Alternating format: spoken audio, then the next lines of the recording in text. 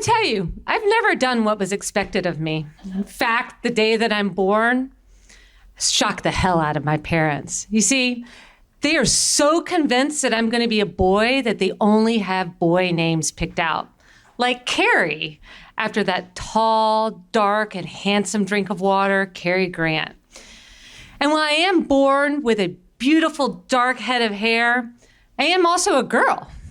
My mom is thrilled. A little girl that she can dress up in sweet smocked dresses and frilly underwear with the monogram on the behind. Y'all know what I'm talking about. She just thinks this is a dream come true. She spends hours and hours combing out my long, dark hair, using Johnson & Johnson No More Tears. And let me tell you, that is a lie, because that shit hurt. There were a lot of tears. Well, when she's finished with this, she always pulls my hair into 2 tight braids with beautifully, perfectly tied ribbons at the bottom of each. I don't love it, but it makes her happy, so whatever. My grandfather, he is also delighted. Another granddaughter to dote on. He quickly nicknames me sister to differentiate me from my older brother. And from my earliest days, he tells me, sister, you always stand up for your rights. This is a mantra I definitely take to heart. So my brother and I, we're only 13 months apart. And, like all kid sisters, I want to do everything he does. I'm hot on his heels all the time. The day he has his training wheels taken off, I insist on having my training wheels taken off. I do it. I demand to anyone who will stand in my way. Well, when he and his friends go splashing through the creeks and crashing through the woods, I'm hot on their heels. My mom doesn't love it when I come home covered in mud with my braids all askew, but what's she gonna do about it, right? My brother, I don't really know how he feels about it, but he doesn't have much of a choice either. So this pattern continues, and when my brother decides to join the local t-ball team at NAS Jacksonville, I also insist on joining the team. The only problem? A girl has never played t-ball in Jacksonville, Florida. Shh, my mom and I are not gonna let this stand in the way. I am determined to join this team. And she's determined to let me as long as I always have braids with ribbons that perfectly match my uniform. So the boys, well, they think this is probably not a great idea. A girl invading the field once reserved only for the boys of summer. This doesn't sound like smart thinking to them, and they are not shy about telling me. Every practice, they shower me with taunts. Girls have cooties. Go home and play with your dolls. Baseball starts with a B because it's for boys and boys only.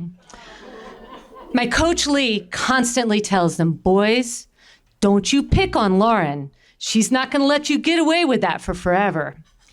Me, I try to clap back with that old adage, sticks and stones will break my bones, but words will never hurt me. But really, I'm kind of mad and very determined. So Coach Lee and I spend hours and hours out in the yard. We're practicing catching fly balls, stopping grounders, whatever we can do, because I am going to be the best t-ball player Jacksonville, Florida has ever seen. Coach Lee always tells me, Lauren, don't you let those boys get the best of you.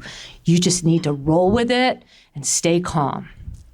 He doesn't know me well. So the season progresses, and we've discovered our second problem. The boys suck. They are really, really bad. There's Billy, who thinks the best way to spend a game is in the outfield picking weed bouquets for his mother. Ernie gets so excited the one time we actually let him have the ball that he promptly sticks it in his glove and sits on it so no one else can get it back. Miles doesn't know the difference between first base and third base, constantly causing collisions on the base paths. Me, I'm actually pretty good. This practice is coming off, so I'm the catcher who saves the day, or at least one of the games. One of the boys actually manages to field the ball for once. He sees a runner rounding third. He sees me at home plate. He throws it. I catch it. I tag the runner out. We win! We win! I'm not really confident that we kept score because it is T-ball, but, I felt like we win and I'm going to take it. So the boys, they don't really appreciate this practice and this effort. As we all pile into our wood-paneled station wagons that were all the rage in the 80s, one of the boys screams, "I bet you still throw like a girl." I'm angry. Well, the next weekend rolls around. The tension is high on the field. This is the last game of the season. This shit is competitive. The stands are also filled with parents, all of whom think that their son is going to be the next Pete Rose. It's almost like we're on a major league ball field in the middle of a pennant race. I hear one father scream down to his son, "Choke up on the bat, choke up on the bat. You'll never get a hit with that stance." Another little boy dejectedly walks off the field as he says, "I think my mom is going to challenge the ump. This is so embarrassing." Now, my team is at bat. I'm sitting on the bench waiting my turn next to one of my biggest tormentors, Billy. Billy turns and he looks at me and he whispers those fateful words, "Girls can't play baseball," while reaching up and snatching that ribbon from my hair. Oh my goodness. The words reverberate through my entire body, filling my mind as I watch that ribbon float down to the ground. Billy, the boy who picks weeds in the outfield, tells me, the player who saves the game, that I can't play baseball? Are you kidding me? And then his grubby little nasty hand touched my braids. I don't like these braids, but they are hands off as far as Billy is concerned. Rage fills my entire body. I can feel the blood boiling in my mind. What am I going to do? I've got to stop it. Nobody else can stop them but me, and I've reached my limit. And then I hear my grandfather's words, "Always stand up for your rights, sister." And I turn, and without even thinking, boom, I punch Billy right in the nose. He goes flying off the back of the bench, looks up at me in total shock. Oh, wow, we've got a bleeder. Well, the stands fall completely silent with parents who are looking at me in total dismay. You can almost hear the blood gushing from his nose. That's one way to shut up those bleacher creature parents. Well, unfortunately, Billy and I both lose today. See, he needs his mommy. And me, my coach decides that I need a cooling off period. So he pulls me from the batting lineup, which is totally not cool. It's not fair. I didn't start it, Billy did, and he warned them. Plus, I'm the best batter the team has got. There's no way they're going to win now.